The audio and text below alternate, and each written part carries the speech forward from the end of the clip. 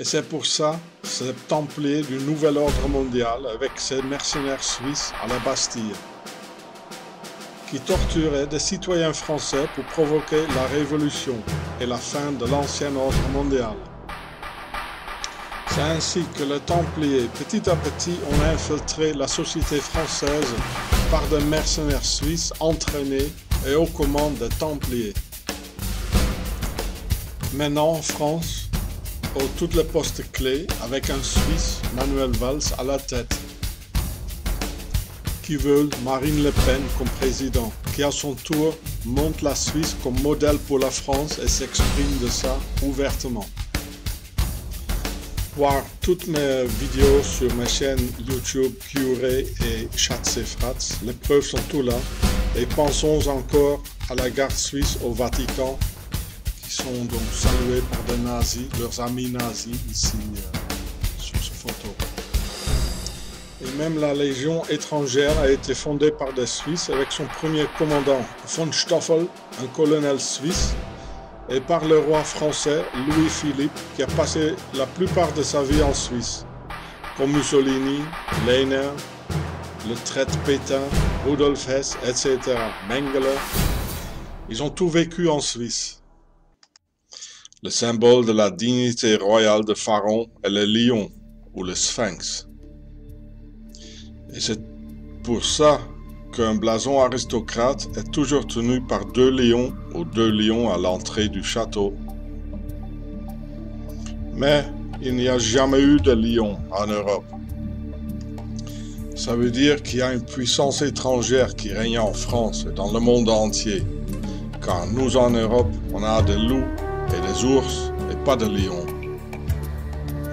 Et quand j'ai traduit Ari, comme dans aristocratie ou arien, dans le démotique et langue écrite de Pharaon, ça veut dire A, enceinte ou grand, et quand une femme est enceinte, c'est grand, et Ri, c'est le soleil, comme le dieu solaire Ré ou Ra.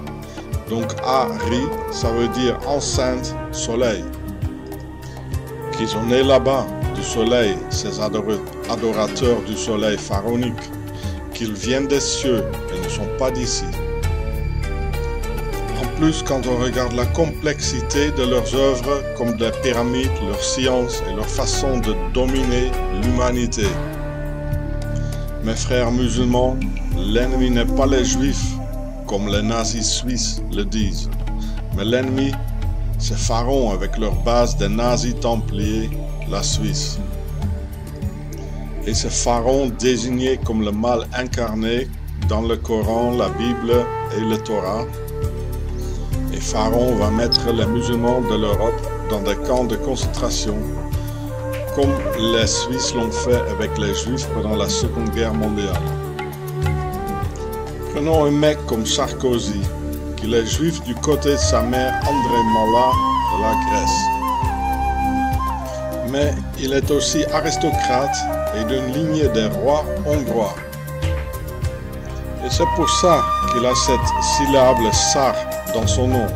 C'est une abréviation pour Son Altesse Royale, Tsar. Et ça veut dire le roi dans la langue de Pharaon, comme dans une sarcophage. C'est une boîte pour foutre le roi dedans quand il est mort. Ou comme César, le roi de Rome, Nebuchadnezzar, le roi de Babylone, les tsars de la Russie, la famille Windsor de l'Angleterre et Sarkozy, le roi de France, pour 7 ou 5 années. Alors il est quoi ce Sarko? Est-ce qu'il est juif ou est-ce qu'il est un aristocrate? C'est pareil de demander le prince Charles s'il est un prince ou un anglais. Mais il ne va pas te dire, mais il pensera qu'il est aristocrate et d'être l'anglais. Oh, c'est lointain et un truc du peuple. C'est pareil pour ce monsieur Sarko. Il est d'abord aristocrate et longtemps après un juif. Et encore longtemps après ça, il est français. Sans aucune goutte de sang français. Et cette classe élitaire là, met sans exception leurs poignons et leur évasion fiscale dans leur base neutre, rouge et blanc de cet royaume uni de pharaons, la Suisse. Comme il y a 80 milliards d'euros français qui finissent annuellement en Suisse. Parce que la bourgeoisie aristocratique n'ont jamais dans l'histoire encore payé des impôts. Et ce sont eux qui ont inventé des impôts et parasité sur le peuple affamé. Tandis qu'ils ont fait la fête au château avec nos femmes et nos proviants taxés. Et tout ça perdure de nos jours, rendu possible par leur base de l'élite financière mondiale dans les Alpes.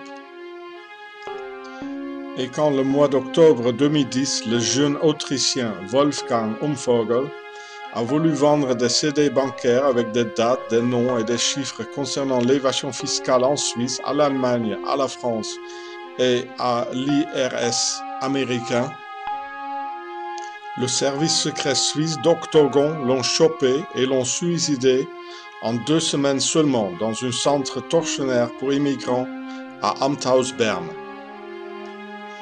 Alors moi, Sean Ross, contactais le journal le plus grand en Autriche, le Kronenzeitung, et l'ont aidé à écrire un article. Et ils ont publié que le jeune homme était été suicidé et torturé par code O2T, déprivation de l'oxygène. Et quand les autorités suisses, corruptes, ripoux et fascistes à 100% l'ont lu et vu mon nom dedans, Octogon de la Suisse m'a envoyé une unité antiterroriste pour l'intimidation mafieuse. L'arrestation a été publiée dans le journal Blick que j'ai filmé ici dans ma chaîne YouTube. Après encore, j'ai reçu des menaces de mort par des policiers suisses qui m'ont frappé, arrêté sans arrêt et qui ont menti de choses ensemble pour me faire criminaliser et de me faire taire. Et j'ai des témoins de tout ça. Finalement, on m'a interdit d'en parler de la terreur suisse sur YouTube.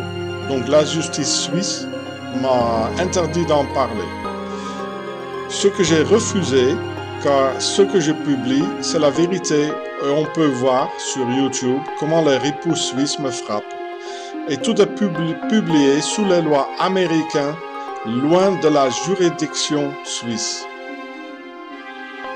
Après, je n'osais plus sortir de la maison pendant 4 années, jusqu'au 16 juillet 2015, quand les ripoux autorités suisses m'ont kidnappé contre rançon de 20 000 francs suisses ou des années de prison, jusqu'au moment que ma femme a payé le reste du rançon. Pour tous ces crimes organisés suisses contre moi et ma famille, crimes contre la France, crimes contre l'humanité et ce crime contre le peuple juif par le Shoah, organisé par ces Suisses, je veux porter plainte. Et sur tout dont je parle, j'ai fait des documentaires en anglais sur ma chaîne YouTube, Guret et Schatz-et-Fratz, comme le meurtre sur le ministre français Robert Boulin, organisé par Octogon, des nazis templiers suisses, l'empoisonnement de tout un village français de Pont-Saint-Esprit avec plusieurs morts pour que les Suisses pourraient mieux vendre leur LSD à la CIA, avec Alan Dulles et J. Edgar Hoover, d'origine suisse, à la tête du CIA et du FBI, pareil comme Octogon a infiltré la France. Le président Eisenhower, J. Edgar Hoover du FBI et le président Herbert Hoover, vrai nom Huber, c'étaient tous des Suisses. Et même Obama a des ancêtres suisses de Riet Kerzers du canton de Berne. Et Erich Honecker, le criminel président de l'Allemagne de l'Est, c'était un Suisse également. Et quand le Suisse Herbert Hoover devenait président, seulement quelques mois plus tard, les Suisses ont provoqué le Wall Street Crash de la bourse américaine pour voler les épargnes des simples citoyens américains. Pour cette occasion, quelques mois plus tard, la Banque des règlements internationaux a été fondée à Bâle, Suisse, la banque centrale de toutes les banques centrales, comme le Federal Reserve américain, qui a transféré l'argent volé à la Banque des règlements internationaux à Bâle, la banque des nazis de Hjalmar Schacht et 33e degré maçon, le banquier d'Adolf Hitler, pour financer l'industrie de guerre nazie. Hitler était déjà à Zurich, Suisse, en 1923, quand le général suisse Ulrich Wille, marié dans la haute aristocratie de von Bismarck, l'a financé. Invité en Suisse parce que Rudolf Hess a fait ses études à l'école polytechnique de Zurich.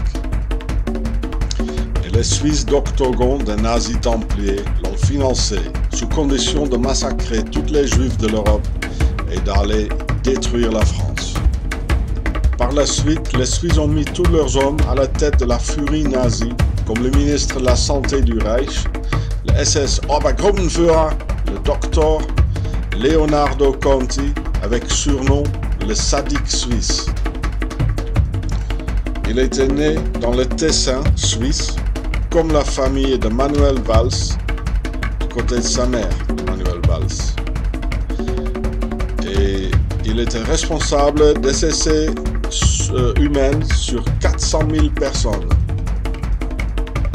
Le sadique suisse, le docteur Leonardo Conti, c'était le chef de docteur Joseph Mengele, lui-même un Suisse ethnique, qui, après la guerre, vivait protégé par les autorités suisses dans la Badhausstraße 9 à Kloten, Zurich, et qui allait skier à Engelsberg, le montagne des anges, lui l'ange de la mort d'Auschwitz, car son fils Rolf a fait des études sur l'internat le plus cher au monde à Montreux.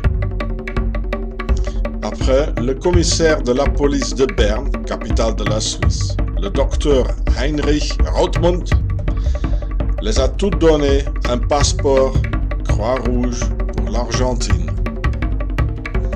Comme Klaus Barbie, le boucher de Lyon, Adolf Eichmann et le reste de ces nazis templiers suisses. De dizaines de milliers de criminels de guerre nazis fournis avec des passeports Croix-Rouge. Le SS Standartenführer, le colonel Karl Jäger, né à Schaffhausen, c'est aussi un Suisse et à la tête du Einsatzgruppen, la vague d'assassins derrière l'armée allemande pour liquider la population civile en Russie. Et il a tout noté dans le rapport Jäger, comment ils ont tué manuellement dans les fosses 400 000 juifs, donc 32 000 enfants, manuellement. Le mastermind d'Adolf Hitler et le père mondial de l'eugénisme, c'était le Suisse Dr Ernst Rudin, né à Saint-Gall, Suisse. Et comme le Dr Mengele, le premier commandant du premier camp d'extermination Sobibor, le SS Sturmbannführer Christian Wert, surnommé Christian le Terrible, était un Suisse ethnique. Pareil comme Rudolf Höss, le commandant d'Auschwitz, aussi un Suisse ethnique. Julius Streicher, qui a publié le magazine raciste Der Stürmer, qui montrait des autres races et leurs religions comme des bêtes, genre Charlie Hebdo, qui fait pareil. Heinrich Himmler, la tête du SS, etc., etc. Ils étaient tous des Suisses ethniques. Qu'est-ce que c'est donc, un Suisse ethnique? Pendant la guerre de 30 ans, entre 1618 jusqu'à 1648, environ 100 000 mercenaires suisses, sous commande des Templiers,